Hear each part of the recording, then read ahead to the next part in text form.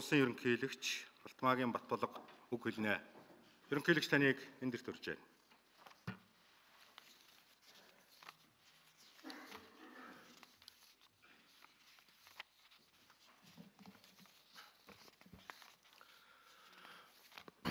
Улсын их хурлын дарга эрхэм гишүүдээ, ерөнхий сайдаа, хүндэт зочдоо, өрн дулаантай зэрэгцээд их ажил, бүтээн байгуулалт төрөндөг онцлогтой улсын хувьд хууль тогтоох дээд байгууллага засгийн газрын зүгээс нийгмийн дуу хоолойг анхааралтай сонсож, ард иргэдийнхээ санал бодлыг шийдвэр гаргахтаа тусгаж нийгэмд зөв тохиогч байх чухал байдаг юм а. Ерөнхийлөгчийн хувьар нийт нутаг орноо тойрч ард иргэдэд сонсох зорилгоор 1-р сарын 14-өөс 4-р сарын 1-ний хүртэлх хугацаанд нийслэлийн 8 дүүрэг 17 аймгаар аялан уулзалтууд зохион байгууллаа. Цуврал уулзалтуудад нийтдээ 18,200 иргэд оролцож, уулзалтын үеэр 2,800 иргэн санал хүсэлт шаардлага илэрхийлснээс 1,225 нь биечлэн уулзаж, 1,650 иргэн 1,875 өргөдөл болон санал хүсэлтээ бичгээр ирүүллээ. Ард иргэдийнхээ илэрхийлж байгаа санал шаардлагуудыг бүлэглэж үзэх юм бол тэтгэвэр, тэтгэмж, халамж, ажилгүйдэл, ядуурл, улс төрчдийн офшор данс зэргийг багтаасан баялагын шудар бус хуваарлтаас үүдсэн гажуудлуудын талаар 689 санал шүүмжлэл. Утаа агаарын бохирдол, орон сууц, төрийн байгууллагуудын буруутай үйл ажиллагаа, газар хувьчлал, эрүүл мэнд, боловсролын салбар дахь хүндрэл бэрхшээл зэрэг төрийн байгууллагатай холбоотой асуудлуудаар 534 санал шүүмжлэл.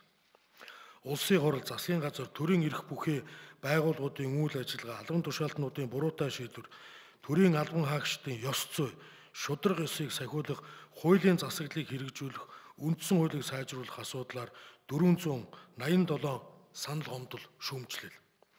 Өрийн дарамтыг бууруулах, эдийн засгаад хэлэх, төрийн албыг цомхон чадварлаг болгох, бүтээн байгуулалтыг өрнүүлэх гэх мэт макро эдийн засгийн чиглэлээр 254 санал тус ирлээ. Тэтгэвэр тэтгэмжийн талаарх санал шүүмж хамгийн ихээр давтагдж байгаа нь төр ахмадуудынхаа нийгмийн хамгааллыг орхидуулж, үүргээ биелүүлэхгүй байгаагийн дохио юм а. Маш олон өрхийн доктортой орлого амь зуулга нь нийгмийн даатгалын сангаас олгож байгаа тэтгэвэр тэтгэмж байсаар байна. Тэтгэвэр тэтгэмжийн хүрэлцээгүй байдлыг даван туулах шийдвэртэй алхам хийх шаардлага өнөөгийн нийгэмд үүсэж байна. Тэтгэвэрт гарах насыг нэмэгдүүлэх нь манай орны ажиллах нөхцөл, иргэдийн наслалт, хүн ам зүйн онцлог зэрэгт тохирохгүй байгааг анхаарч, энэ талаар гаргасан шийдвэр өөрчилж баталсан хуулиа хүчингүй болгож хуучныг сэргээ мөрдүүлэх шаардлагыг иргэд ихээр санал шүүмжлэлийн байдлаар тавьж байна. Улс төрийн намын сонгуулийн амлалт, үндэсний тэтгэврийн шинжилгээний асуудлаар төрөөс дэвшүүлсэн бодлого, зорилтуудыг хэрэгжүүлэх талаар үе үеийн засгийн газруудын үйл ажиллагааны харилцан уялдаагүй байдлаас шалтгаалan тэтгэврийн тогтолцоонд томоохон гажиг, хөгжлийн эрүүл бус зүй тогтол бий болсныг иргэд олон нийт илтээр шүүмжилж байна.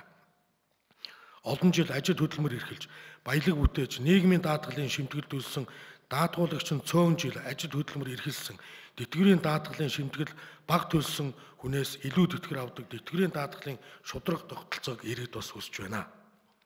Өнөөгийн нийгмийн даатгалын сангаас тэтгэвэр авагчдын тэтгэврийн хүрэлцээгүй байдал, ирээдүйд тэтгэвэр авах тэтгэврийн даатгалд даатгуулагчдын итгэл найдварыг сэргээж урт хугацаанд Монгол хүний нийгмийн хамгааллын баталгааг хангах чадамжтай үндэсний тэтгэврийн даатгалын тогтолцоог шинжлэх, хөгжүүлэх талаар Монгол Улсын засгийн газарт чиглэл өгөх болно. Хөгжлийн урт хугацаанд шинжилэл, сайжруулалтын үндсэн зарчмуудын харилцан ойлголцож хэрэгжүүлэх зорилгоор төр засгийг бүрдүүлэгч улс төрийн намууд, нийгмийн даатгалын харилцаанд оролцогч талуудын хооронд үндэсний тэтгэврийн тогтолцооны шинжилгээний асуудлаар үндэсний зөвшөөрлөд хүрэх шаардлагатай байна. Тэтгэврийн тогтолцооны шинжилгээний асуудлаар үндэсний зөвшөөрлөлд хүрсэн тохиолдолд суур зарчмуудыг улс төрийн явцуу зорилгоор өөрчлөхгүй, гуйлахгүй байх, шинжилгээний асуудлуудад сөрөг нөлөө үзүүлэхүйц олон улсын гэрээ хэлцэл байгуулахгүй байх нь зүйтэй юм а. Улс орны макро эдийн засгийн үзүүлэлтүүдээс хамааруулж тэтгэвэр бодох цалингийн итгэл зүрийг шинжилэн тогтоох, өндөр насны өргөн хэрэглээний бараа нийтлэг үйлчилгээний үн тарифын өөрчлөлтийг жил бүр тогтоож, эдгээртээ уялдуулан тэтгэврийн шинжилэн тооцож байх аргачлалыг тогтоон мөрдлөх шаардлага байна. Тэтгэврийн тооцооллын параметр шууд хамааралтай бус ажил мэргэжлэр ялгуурласан хөнгөлөлт тэгш бус нөхцлөөр тэтгэвэр тогтоож буй практикаас татгалзах цаг болсон гэдг нь олон улсын байгууллагуудаас Монгол Улсын засгийн газар төгссөн удаа дараагийн зөвлөмжүүдээс бас харагдж байна.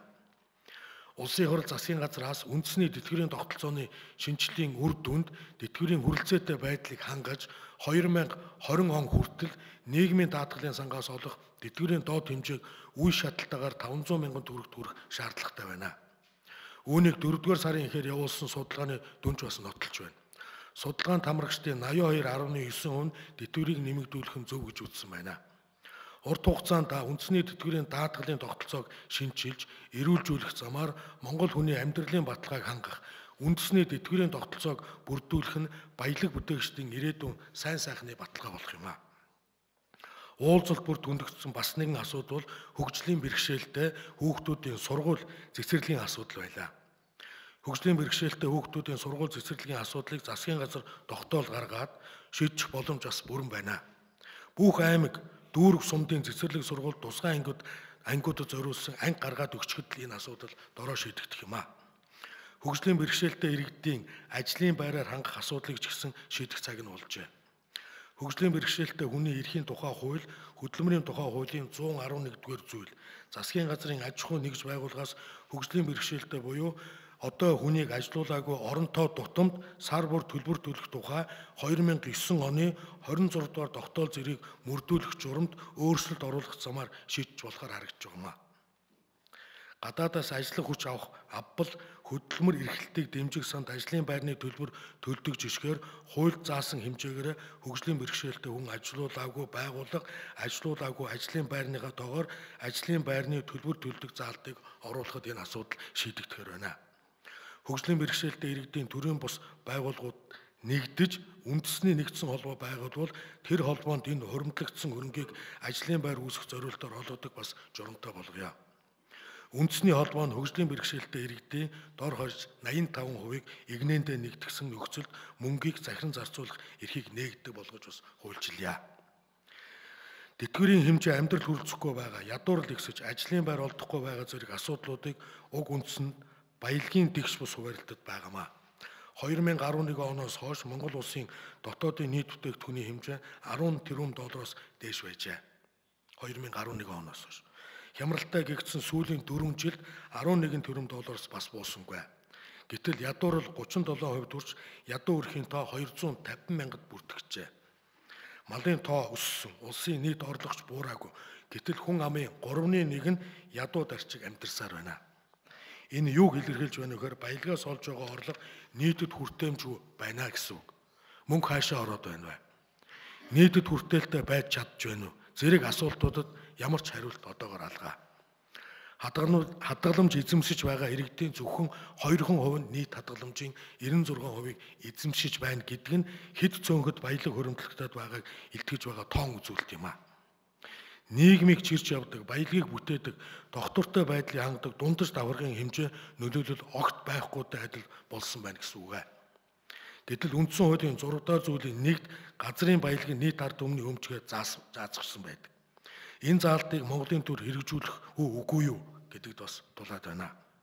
Үндсэн хуулийн 6 дахь зүйлийн нэг дахь заалтыг хэрэгжүүлэх аваас ахмадуудын тэтгэврийг 500 мянга байтугай төгрөгт хүргэх нь биелсгүй зорилт хүндрэлтэй асуудал биш юм гэж харагдж байгаа. Ард түмнээс сонгогдож үнэмлэхүй эрх мэдлийг олж авсан олонхын бүлгийн 65 гишүүд та бүхнийг энэ чиглэлээр дорвитой шийдвэр гарах болов уу гэж сонгогч чинь найдаж хүлээсээр суугааг та бүхэн сая харж уулзсан баха. Та бүхний сонгогдсон 4 жилийн бараг тал нь одоо өнгөрлөө. Офшор дансанд хөрөнгө нуусан улс төрчдийн асуудлыг шийдвэрлэх тал дээр авилгалтай тэмцэх газар зэрэг хууль хяналтын байгууллага туйлын идэвх санаачлахгүй хашин хандаж байгааг олон нийт одоо бүгдээрээ харж байна. Авилгалтай тэмцэх газрын удирдлага солигдсон сүүлийн 2 жилд Монгол улсын авилгалын индексээрээ даруй 31 байраар хуржээ. Нэгч дорвитой хэргийг шийдвэрлсэнгүй. Ажил хариуцсан хүн үүрэг хариуцлага биелүүлэхгүй байгаа нөхцөлд өөрчлөлт солих ёстой байхаа. Би ойрын үед авилгалтай тэмцэх газрын удирдлагыг яаралтай солих асуудлаар улсын хурлын дараад бас ханднаа. Та бүхэн хилцэн шийдвэрлэхээс өөр арга байхгүй гэдгийг бас та бүхэн давхар сануулъя. Ажлаа хийж чадахгүй байгаа авилгалтай тэмцэх үүргээ биелүүлэхгүй байгаа албан тушаалтнуудаа яаралтай сольж төрийн хэвийн үйл ажиллагааг хангааж гэж олон түмэн та бүхнээс бас шаардж байна. Авилгалтай тэмцэх газрын удирдлагыг нэр дэвшүүлэх эрх нь надад байгаач томилох эрх нь улсын хурлын гишүүд та бүхэнд байна. Миний бие хуулийн дагуу томилдог албан тушаалтнуудаа албан тушаалын хэрэгт холбогдсон нотлогдвол өг дүүгүй ажилласан чөлөөлж хариуцлагыг тооцох болно. Улсын хурал засгийн газар ч гэсэн томилж чадсан бол хариуцлага тооцож чаддаг байхгүй юм бол төрд итгэх шударга ёсонд найдах иргэдийн итгэд улам бүр алдарсаар байна. Одоо хараад суух цаг хугацаа байхгүй болжээ. Ерөнхийлөгчийн хууль санаачлах эрхийн хүрээнд бий зохих асуудлуудыг тусгасан хуулийн төслүүдийг санаачлан улсын хурлаар удахгүй хилцүүлэх болно. Харин эрхэм гишүүд та бүхэн намчралгүй, улс төржилгүй, эрийг сонгогчдынхон эрх ашгийг дээдлэх зарчмаар хилцүүлэхэд оролцоороо идэвхтэй дэмжээрэй гэж би хүсье.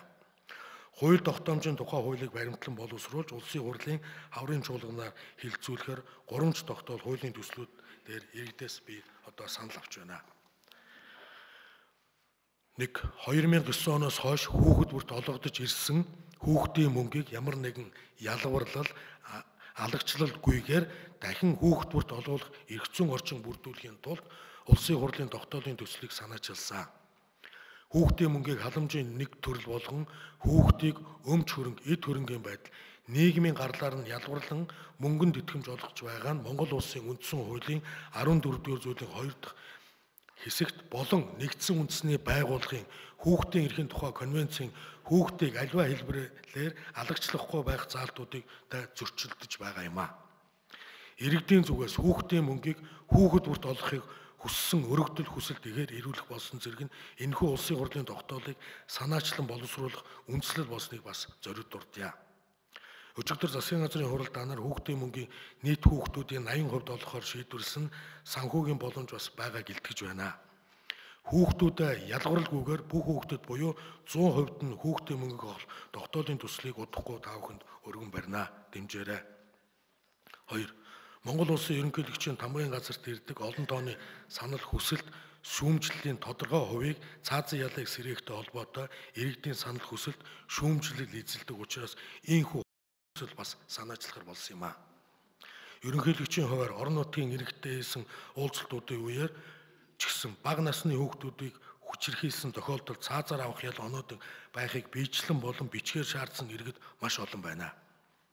Хүний эрхийн үндэсний комиссаас гаргасан тайлан мэдээнд хүүхдийн хүчирхийллийн талаар тодорхой дурдсан учраас энийг нуршмааргүй байна.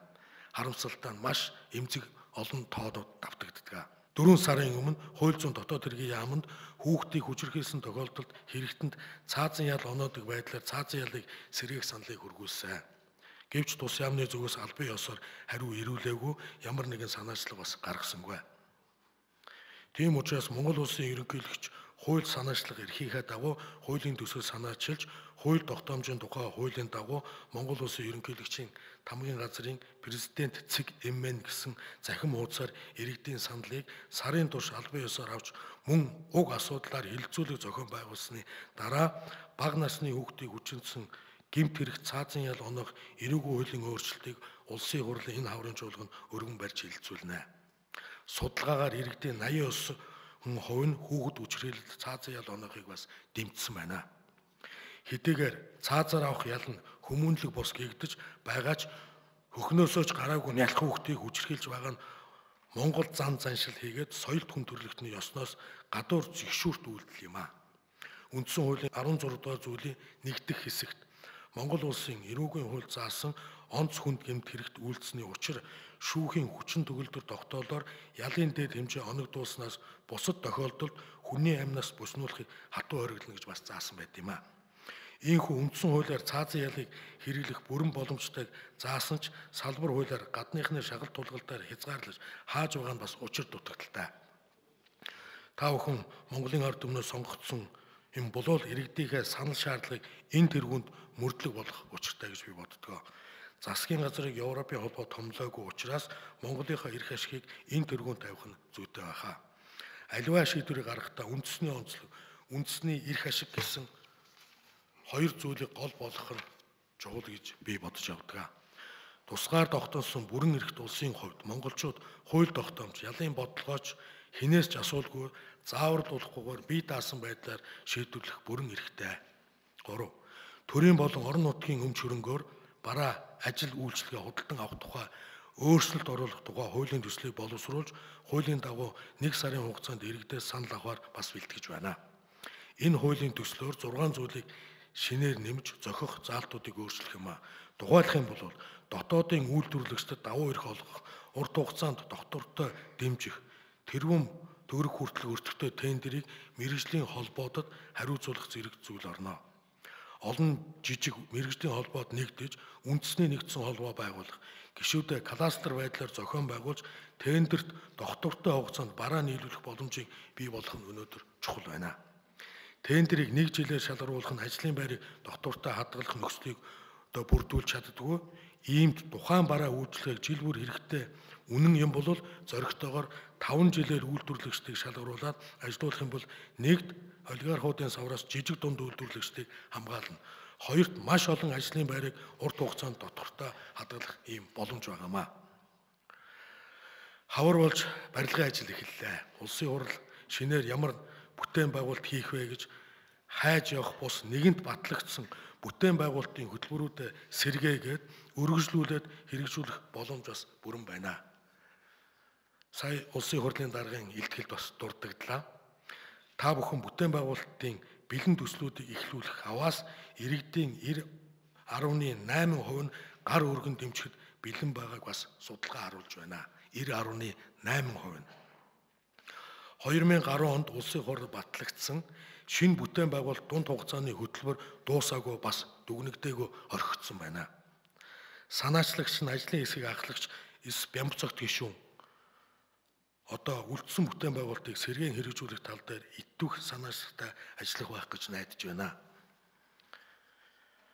Батлагдсан хөтөлбөрөө хэрэгжүүлэхийн оронд шинэ хөтөлбөр бодон олж батлуулах гэж цаг алдахын хэрэг байхгүй.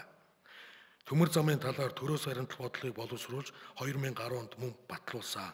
Эрхэм гишүүн Бат Эрдэнэ энд зам тээврийн хөгжлийн сайдаар ажиллаж байгаад би бас олзуурлаж байна. Батлуулах үед төрийн нарийн бичгийн дараагаар хийжээс. Нэгэнт батлагдсан бодлогыг хэрэгжүүлээд ажил болох их үйлс та бүхнийг хүлээж байна. Иргэд үндсэн хуулийн өөрчлөлтөнд ихээхэн санаа зовж нэг намынхны хүслээр туйлширсан намчрагсан зүйл заалтуудыг орох нэ гэж байгаагаас бас имэж байна. Иргэдийн хүсэл шаардлага байгаа учраас энэ хаврын чуулганаар хилцэх Монгол улсын үндсэн хуульд оруулах нэмэлт өөрчлөлтийн асуудалд иргэдийн эрх ашигыг хамгаалан идэвхтэй оролцсноо. Үндсэн хуулийг доктортой хөгжлийн үндсэн хууль болгон сайжруулахын тулд гагцхүү олон нийтийн санаа бодол тулгуурлан ажилланаа. Өөрчлөхийн тулд өөрчлөх биш, өөдлөхийн тулд өөрчлөх зарчмыг үндсэн хуулийн өөрчлөлтөнд оруулах хатуу барьж ажилланаа. Үндсэн хуулийг дордуулсан 7 өөрчлөлтийн нэг нь улсын хурлын хууль батлах эрцийг намсгсан явдал юм а. Ингэснээр гишүүдэд хариуцлах гэж зүйл үгүй болж хууль тогтоох дэд байгууллага нь нэр хүндийг ихээхэн дордуулсан зүйл болсон билээ. Үр дүнд нь улс төрийн намуудын нэр хүнд алгуур унсаар одоо доод түвшиндээ ирлээ. Өнөөдөр бүх намуудын ирээдинг нийлээд 30% ч хүрэхгүй болсон байна. Бүх намуудын их хурлын гишүүд ёс зүйгээ умартан сонгогчдоос олгосон үндсэн эрх үүргээ эс биелүүлэн хуралдаа суухгүй байх нь хим хэмжээ болон төлөвшөж эхэллээ. Хууль тогтоох гэж сонгогдсноо мэдэхгүй байгаа бол суудлаа тавьж өгдөг хариуцлагын тогтолцоо бас өгүүлэгдэж байна. Нийтийн сонсгол хийх замаар томилсон албан тушаалтнуудаа хариуцлага тооцдог дүгндэг байх зайлшгүй шаарддаг улсын хурал ерөнхийлөх засгийн газарт бас тулгарч байна. Томилсон албан тушаалтнуудынхаа араас хяналт тавьж, томилогдсон албан тушаалтаа тэнцэж байна уу? Үүргээ биелүүлж байна уу?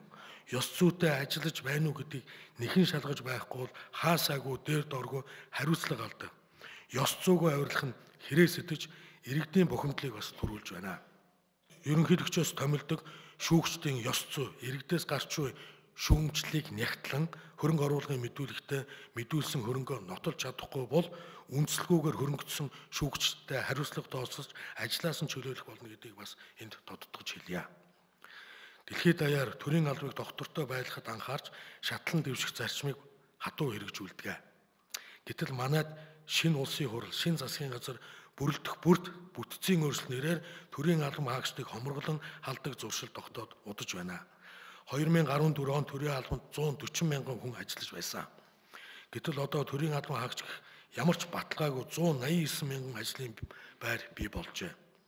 Төрийн үйлчилгээний албыг иргэддээ үйлчлдэг алба болгон хувиргах нь оновчтой шийдэл гэж харж байна. Багш, эмч нар иргэддээ үйлчлэх ёстойгоос бус төрд төрийн албан хаагчдад үйлчлэх үүрэггүй. Иргэдийн үйлчлэгээний албатай болбол багш эмч нарын цалин орлого, санхүүжилтээр гардаг олон хорио хүлээсүүдээс ангижирч эмнэлэг, сургууль өөрсдөө санхүүгийн менежментээ хийх боломж нөхцөл нээгдэх юм а. Хүн ам өсөхийн хэрээр иргэдэд үйлчлэх ажилтны тоо өсөж байх боломжтой болно. Ингэж чадах юм бол төрийн албан хаагчдын тоо өсөхгүй, төрийн захиргаа болон тусгай албан хаагчид 40 мянга хэвээр хадгалагдах боломжтой юм а. Дунд давхар алга болж бизнес эрхлэх боломж хомигдохын хэрээр чадвартай, мэдлэгтэй олон мянган сайхан залуучууд ямар ч аргаар хамаагүй төрд шургалбал орлоготой, амьдралтай, баталгаатай болох юм байна гэсэн итгэл улааралтайгаар болон хүмүүжж байна. Ажлын байрыг нэмэгдүүлэхгүй байгаа нэг том хүчин зүйл бол гадаадаас авсан зээлийг дагаад гадаадын ажил хүч орж ирдэг, гадаадын бараа материал нийлүүлдэг байдал юм а. Цаашид улсын хурал, засгийн газар ажиллах хүч, бараа материалаа тулах нөхцөлтөө зээлийг авахгүй, ийм гэрээг батлахгүй байх ёстой гэж би үзэж байна. Засгийн газар уул уурхаагаас хэд хамааралтай, эдийн засгаа төрөлжүүлж, олон тулгууртай болох хөдөө аж ахуй үйлдвэрлэл, аялал жуулчлалын салбаруудыг хөгжүүлэх бодлогыг гаргаж байгаа нь талархалтай ч улам цааш ахиж Монголын эдийн засгийг өсрөнгөө хэмжээнд аваач илүү том зүйлд тэмүүлэх шаардлага өнөө тулгараад байна. Өнөөдөр экспортод гаргаж байгаа гол түүхийн эдийг боловсруулах 5хан үйлдвэр байгуулахад экспортын орлого өнөөдрийн 5 тэрбум Америк доллароос 30 тэрбум төрж 6 дахин өсөхөөр тооцоо судалгаа гаргасан. 100 мянгаар тоологдох шууд болон шууд ус ажлын байр бий болохоор харагдаж байна.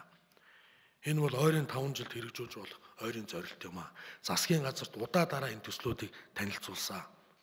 Хийх л үйлдэлээ. Холын зорилт гэвэл бид байгаа боломжондоо тулгуурласан эдийн засаг гэхээсээ илүү их боломжийг нээх эдийн засгийг бий болгоход одооноос санаа тавих учиртай.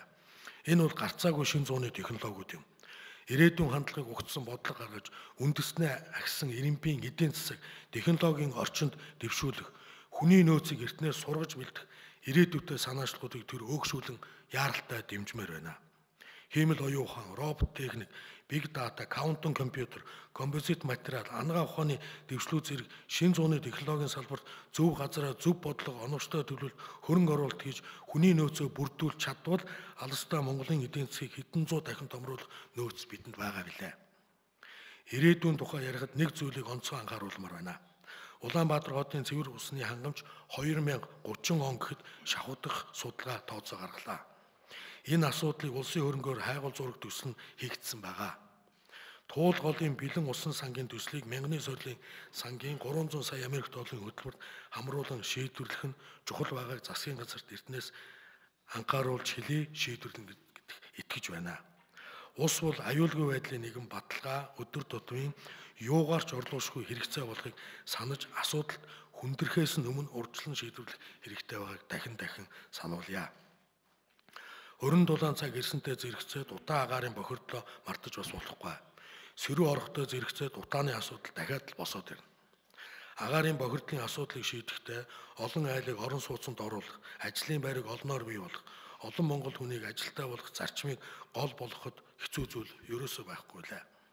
Олон улсад хэрэглэгдэж үр дүнтэй нотлогдсон төвлөрлийг сааруулах, давуу хотыг яаралтай байгуулах, хөдөөд ажиллах амьдрах, тав тухтай орчныг бий болгох гээд олон асуудлуудыг шийдсэн байгааг ашиглаач.